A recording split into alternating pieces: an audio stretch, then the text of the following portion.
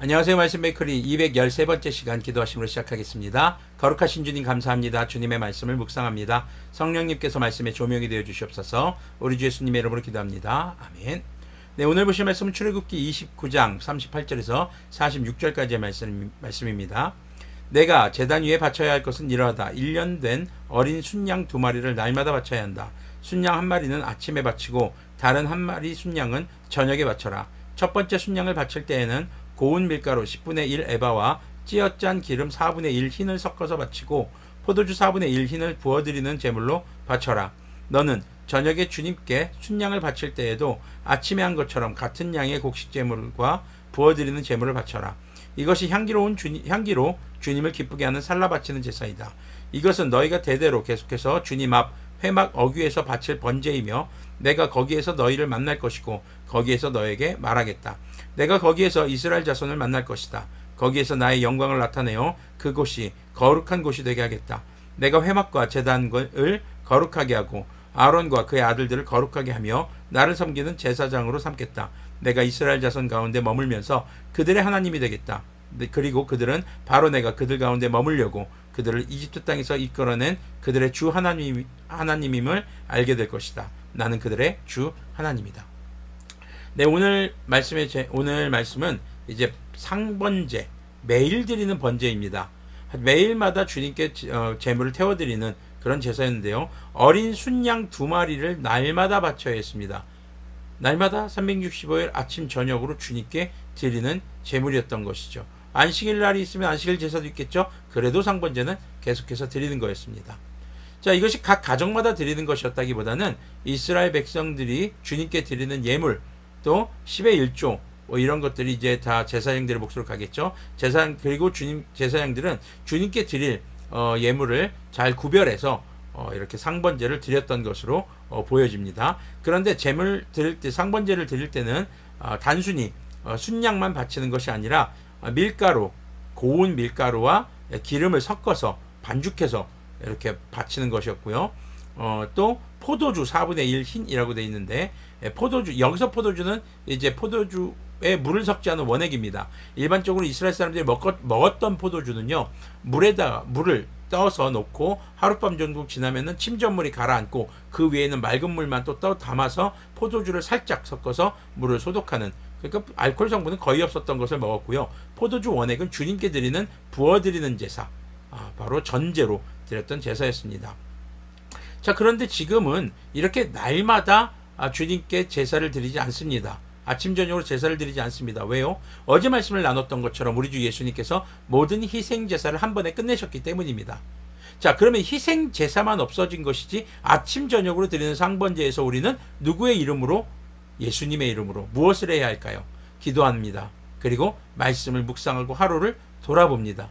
자, 이 상번제의 목적이 뒷부분에 나와 있습니다. 상번제를 통해서 하나님께서는 이렇게 날마다 드리는 주님의 회막 어귀에서 번제단에서 번제를 드릴 때 주님께서는 42절 후반부 보니까 거기에서 너희를 만날 것이고 거기에서 너에게 말하겠다. 바로 아론의 후손들, 제사장들, 그들에게 말하고 그들은 또 그 말을 이스라엘 백성들에게 전했던 것이죠. 자, 44절을 보면은요, 아론과 그의 아들들을 거룩하게 하여 나를 섬기는 제사장으로 삼겠다. 하나님의 거룩한 백성으로 삼으셨습니다. 왜요? 45절 보니까 이스라엘 자손 가운데 머물면서 그들의 하나님이 되겠다. 46절은요, 이집트 땅에서 끄집어낸 이유가 바로 그들의 하나님이 되기 위해서라는 것입니다. 그래서 모두가 바로 그들이 하나님의 은혜를 입은 백성들인 것을, 또 그들의 하나님인 것을 알게 하신다는 것이죠. 왜요? 그들이 특별하기 때문에요? 아니요. 누구든지 주님 앞에 돌아오면 주님의 백성이 될 수 있다는 것을 나타내기 위해서라는 것이죠. 그래서 주님께서는요, 이스라엘 백성들과 날마다 교제하기를 원하셨다는 것입니다. 상번제의 목적은요, 바로 이스라엘 백성들과의 날마다의 교제였던 겁니다. 우리 찬양 중에도 그런 찬양 있잖아요. 매일 주님 함께 어제보다 더 새롭게. 네, 우리는요, 날마다 주님을 만나야 합니다. 주님을 어떻게 만납니까? 말씀을 기초로, 주님의 말씀을 묵상하는 삶을 통해서죠. 말씀을 기초로 기도와 또 성도의 교제와 헌신, 그리고 주님을 찬양하는 삶, 이 예배를 통해서 우리는 날마다 주님을 만나게 된다는 것입니다. 그렇기 때문에 예배를 주일날 우리가 교회에서 예배를 드립니다. 그러나 그것이 다가 아니라 주일날에 밸런스 잡힌, 그리고 주님을 만나는 이 거룩한 예배를 통해서 날마다의 나의 삶에서 주님과 늘 동행하는, 주님을 만나는 예배를 드릴 수 있게 된다는 것입니다. 자, 여러분들이 그래서 날마다 말씀을 묵상하고 말씀을 기초로 기도해야 합니다. 그리고 주변의 성도들과의 교류를 통해서 그들을 위해서도 중보하고 또 서로의 이야기들을 나누면서 또 서로의 삶에서 역사하시는 하나님을 우리는 알 수 있어야 되겠죠.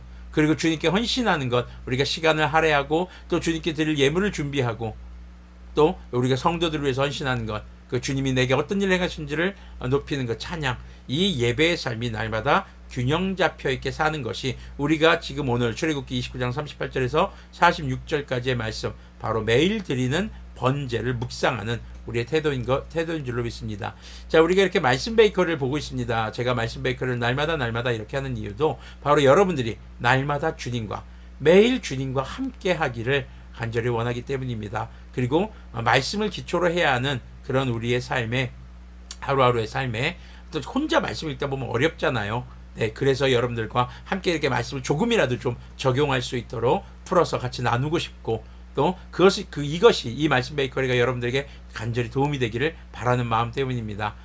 그리고 여러분들이 지금 코로나19 시국이지만 만나지 못하더라도 우리가 카톡으로 또 서로 전화나 문자로 안부를 주고받고 서로를 위해 기도해 줌으로써 우리가 그런 교제도 이어갔으면 좋겠습니다. 그것을 위해서는 반드시 헌신이 필요합니다. 여러분들 마음을 먹으셔야 하고요.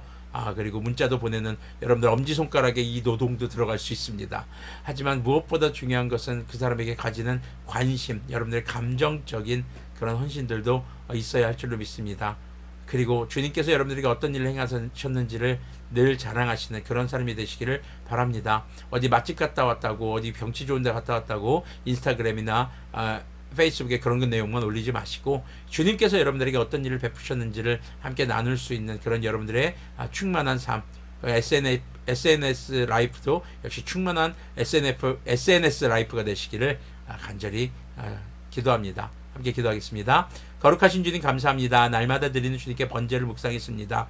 주님, 우리가 날마다 주님과 교제하기를 소망합니다. 말씀을 기초로 기도와 교제와 헌신, 그리고 찬양을 통한 예배자의 삶으로 주님과 늘 교제하는 우리가 되게 하여 주시옵소서. 그래서 우리의 하나님이, 주님께서 바다에 등대가 있다 교회의 하나님이 되어주신 것을, 주님께서 이 말씀 베이커리를 묵상하고 계시는 이분들의 하나님이 되어주신 것을 우리의 삶으로 나타낼 수 있도록, 또 우리의 삶을 바라보는 모든 사람들이 그것을 깨달을 수 있도록 긍휼을 베풀어 주시옵소서. 주님께서는 우리 주 예수님을 통해 우리를 구원하신 우리의 영원하신 하나님이심을 다시 한번 고백합니다. 우리 주 예수님의 이름으로 기도합니다. 아멘. 네, 오늘도 주님과 동행하시는, 매일 주님과 함께 하시는 여러분들, 그리고 우리가 되기를 소망합니다.